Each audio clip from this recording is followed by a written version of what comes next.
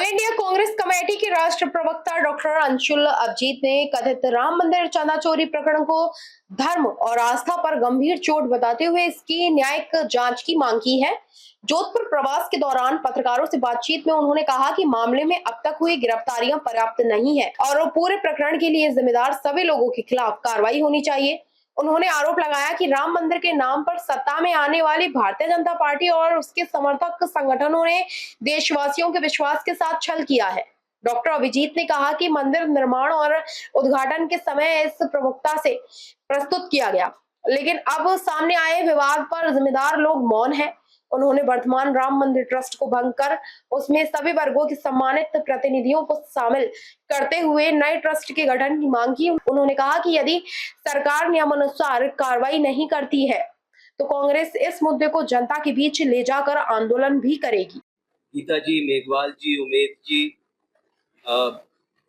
राकेश जी, ओमकार जी, विजय लक्ष्मी जी, मनीषा जी, कुंती जी, सोलंकी जी और वरिष्ठ नेतागण और प्रेस के आए हुए यहाँ पर एकत्रित हुए प्रेस के बंधु, मैं आभारी हूँ कि आप आ सके। सबसे पहले तो मैं जोधपुर की सरजमीन को नमन करता हूँ।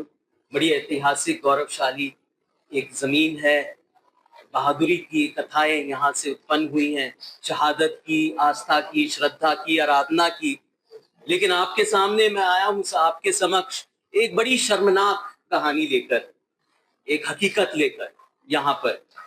और वो आस्था का विश्वासघात कैसे हुआ, यहाँ पर चंदा चोरी किस तरह से हुई, भगवान राम के नाम पर डकैती कैसे हुई, भगवान राम के नाम पर लूट कैसे हुई। आप जानते हैं, आप सब वाकिफ हैं, ये संभव हुआ कैसे, अप्रत्याशित है। यहाँ पर भगवान राम, आप जानते हैं, आस्था, श्रद्धा, एक तरह से नैतिक चेतना, एक परंपरा, एक संस्कृति के प्रतीक हैं और उनके नाम पर ये हुआ। किन लोगों ने किया, आप अच्छी तरह जानते हैं कि संघ परिवार है, भाजपा है, कई लोगों ने, करोड़ों लोगों ने यहाँ पर आस्था से, अपनी श्रद्धा से चंदा दिया था। किसान थे, गरीब थे, यहाँ पर वो किसान जो खेतों में कफन बांध कर करते हैं, दो रोजी रोटी कमाते हैं, और फिर उन्होंने चंदा दिया, महिलाओं ने दिया, युवा ने दिया। इन्होंने, भाजपा ने एक आंदोलन छेड़ा, मतलब धर्म को राजनीति में ले आए, राम के नाम को राजनीति में ले आए, एक आंदोलन छोड़ा, उसका निष्कर्ष भी हुआ, मंदिर भी बना। पर ये उम्मीद नहीं थी कि जो चंदा देगा अपनी श्रद्धा से, अपनी आस्था से, एक भक्ति के भाव से, उसका ऐसा निष्कर्ष होगा। किसी को उम्मीद नहीं थी। तो आप समझ सकते हैं कि कितना ठेस पहुंचा है।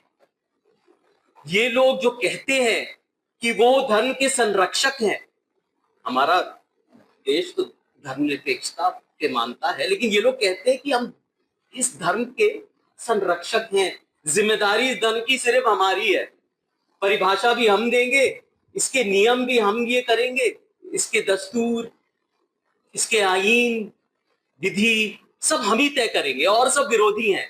और यही लोगों ने विश्वासघात किया। आप सोच समझते हैं कितनी भारी बात है। तो यही सब उन्होंने किया। मैं कुछ ज्यादा वक्त नहीं लूंगा। आप ये जो हकीकत है, इससे अच्छी तरह वाकिफ हैं। मैं कुछ सवाल आपके सामने रखूंगा और जो कांग्रेस पार्टी की जो मांग है वो भी आपके सामने रखूंगा। सबसे पहले, आप ये अच्छी तरह जानते हैं कि किसकी देखरेख में ये जो ट्रस्ट है, जो इस घोटाले में फंसा हुआ है, ये ट्रस्ट किसकी देखरेख में इसका गठन हुआ, नियुक्ति हुई लोगों की, मेंबरान की, यहां पर किसकी देखरेख में जो एक तरह से जो प्रशासनिक जो निगरानी रखी गई, आखिर किसकी सरपरस्ती में? वो हैं हमारे माननीय प्रधानमंत्री श्री नरेंद्र मोदी। आपको याद होगा जब प्राण प्रतिष्ठा हुई थी तो नरेंद्र मोदी जी की अहम भूमिका थी उसमें। आपने देखा होगा 113 करोड़ उसमें खर्चा हुआ था, एक नेशनल टेलीवाइज्ड इवेंट था और अहम भूमिका थी, आप वो टेलीविजन पे आ रहे थे। लेकिन आज कहाँ है जब ऐसा घोटाला हुआ, जब सबके आस्था पे ठेस पहुंचा? किधर है प्रधानमंत्री जी, हम पूछना चाहते हैं। एक मुख्य सवाल ये है। दूसरा मुख्य सवाल ये है कि भाई चंपत राय जी, अनिल मिश्रा जी, इन्होंने इस्तीफा दिया, तो ये बताता है कि मामला कितना गंभीर है। लेकिन आप 8 लोगों की गिरफ्तारी हुई, ये छोटे कर्मचारी हैं, जो बड़ी मछली है उसको कब पकड़ेंगे? तो हमारी मांग है कि एक व्यापक एक जांच हो जिसमें बड़ी मछली जो इस घोटाले में, इस दगाबाजी में, इस भ्रष्टाचार में जो शामिल थे, वो भी पकड़े जाएं, वो भी ट्रायल पे आए।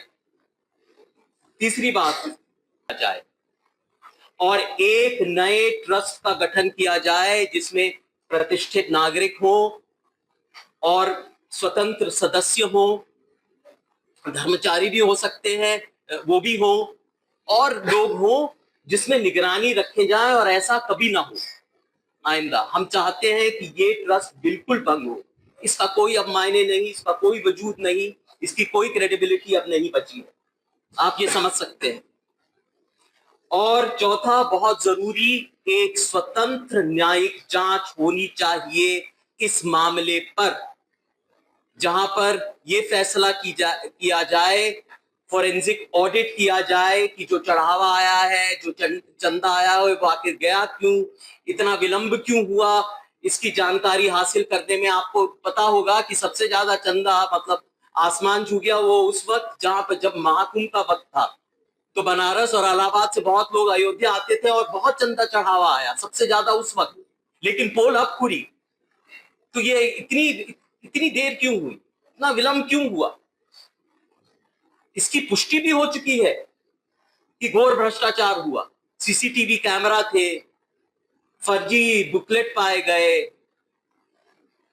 और बहुत सारी चीजें ऐसी हुई जहां पर चंदा का ये जो वितरण, जो पैसा लोगों ने अपने आप में बांटा, उसका वितरण हुआ, सबकी पुष्टि हो चुकी है।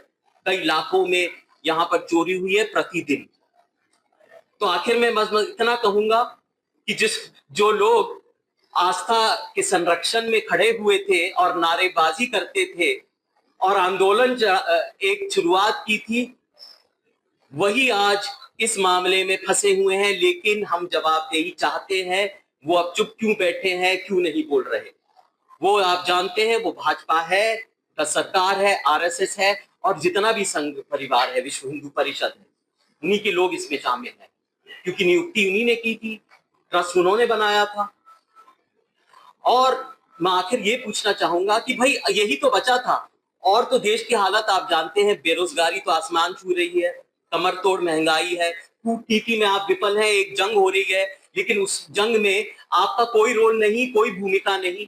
चीन हमारी जमीन पे बैठा है, यहाँ पर समाज में तनाव है, जीडीपी बढ़ नहीं रहा है, विदेशी निवेश आ नहीं रहा है, तो आर्थिक स्थिति भी खराब है, सामाजिक स्थिति भी खराब है, और अब धार्मिक स्थिति की देख लीजिए, मुझे बताने की और जरूरत नहीं।